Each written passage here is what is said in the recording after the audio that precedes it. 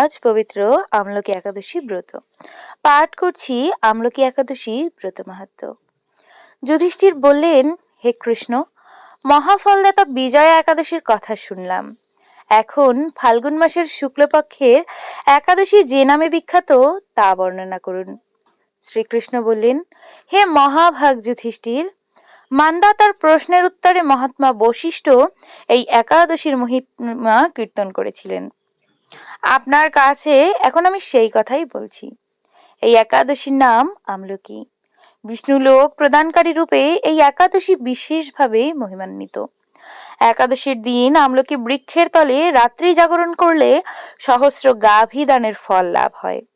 হে পাণ্ডুনন্দন, পূর্বে ব্রহ্মার রাত্রিতে দৈনন্দিন প্রলয় উপস্থিত হলে স্থাবর জঙ্গম সহ দেবতা, অসুর ও রাক্ষস সব কিছুর বিনাশ হয়। তখন ভগবান সেই কারণ সমুদ্রে অবস্থান করেন। তার মুখপদ্ম থেকে চন্দ্রবর্ণের একটি বিন্দু জল ভূমিতে গড়িয়ে পড়ে।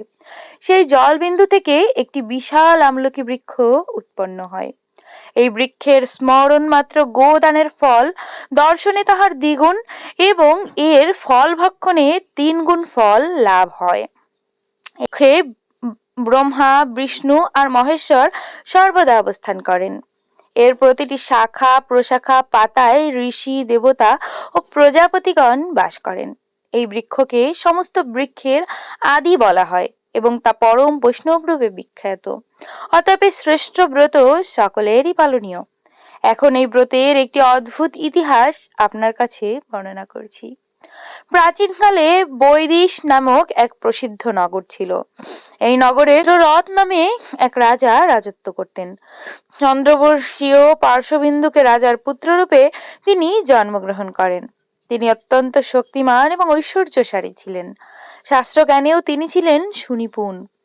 তার রাজ্যের সর্বত্র মনোরম আনন্দপূর্ব এক দিব্য পরিবেশ লক্ষ্য করা যেত। প্রজারা ছিলেন বিষ্ণু ভক্তি পরায়ণ। সকলেই একাদশী ব্রত পালন করতেন। তার রাজ্যে কোনো অভাব অমঙ্গল ছিল না। এইভাবে প্রজাদের নিয়ে রাজা চৈত্ররথ সুখে দিন যাপন করতে থাকেন। একসময় ফাল্গুনী শুক্লপক্ষের দ্বাদশী যুক্ত আমলকি একাদশী তিথি সমাগত হওয়ায় রাজ্যের সকলেই এই ব্রত পালনের সংকল্প করলেন। ওই দিন প্রাতে স্নানের পর প্রজাদের নিয়ে রাজা ভগবান শ্রী বিষ্ণুর মন্দিরে যান। সেখানে সুবাসিত জল পূর্ণ কলস, ছত্র, বস্ত্র, পাদুকা, পঞ্চরত্ন ইত্যাদি দিয়ে সাজিয়ে স্থাপন করেন। তারপর ধূপ দীপ যত্ন সহকারে মুনি ঋষিদের দ্বারা শ্রী পরশুরাম মূর্তি সমন্বিত আমলকির পূজা করেন। হে পরশুরাম, হে রেণুকা সুখবর্ধক, হে ধাত্রী, হে পাপ বিনাশিনী আমলকি, তোমাকে প্রণাম। আমার অর্ঘ্য জল গ্রহণ করো। এইভাবে দিনে যথাবিধি পূজা, স্তব স্তুতি নিত্য কীর্তি করে রাজা ভক্তি করে সেই বিষ্ণু মন্দিরে রাত্রি জাগরণ করতে লাগলেন। এমন সময় দেবযোগে একটি ব্যাধ সেখানে উপস্থিত হয়। পূজার সামগ্রী সহ বহু ব্যক্তিকে একত্রে রাত্রি জাগরণ করতে দেখে সে কৌতূহলাক্রান্ত হলো। সে ভাবল, এসব কি ব্যাপার? বিষ্ণু মন্দিরে প্রবেশ করে সে বসে পড়ল। কলসের উপর স্থাপিত বিষ্ণু মূর্তি দর্শন করলো। ভগবান বিষ্ণু এবং একাদশীর মাহাত্ম্য সে মনোযোগ দিয়ে শুনল। ভগবান বিষ্ণু এবং একাদশীর মাহাত্ম্য শ্রবণ করে ওই দিন ব্যাধ আর কিছুই আহার করেননি। এইভাবে ক্ষুধায় কাতর হয়ে সেখানে রাত্রি জাগরণ করলো। পরের দিন প্রজা সহ রাজা নগরের দিকে যাত্রা করলেন। সেই ব্যাধও তার গৃহে ফিরে গেলেন। এরপর একসময় ব্যাধের মৃত্যু হলো। একাদশীতে রাত্রি জাগরণের ব্রত প্রভাবে সেই ব্যাধ পরবর্তী জন্মে এক রাজার অধীশ্বর রূপে নিযুক্ত হলো। জয়ন্তী নামে এক নগরী ছিল। সেখানে বিদুর নামে এক রাজা বাস করতেন।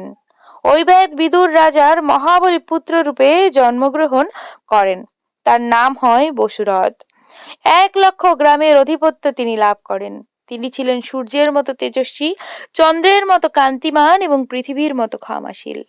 বিভিন্ন সদ্গুণে ভূষিত বসুরথ পরম বিষ্ণু ভক্তি পরায়ণ হন। এই মহাদাতা রাজা একবার শিকার করতে গিয়ে পথ ভুলে যান। গভীর জঙ্গলের মধ্যে ক্ষুধায় পীড়িত হয়ে তিনি ক্লান্তিবশত শুয়ে পড়েন।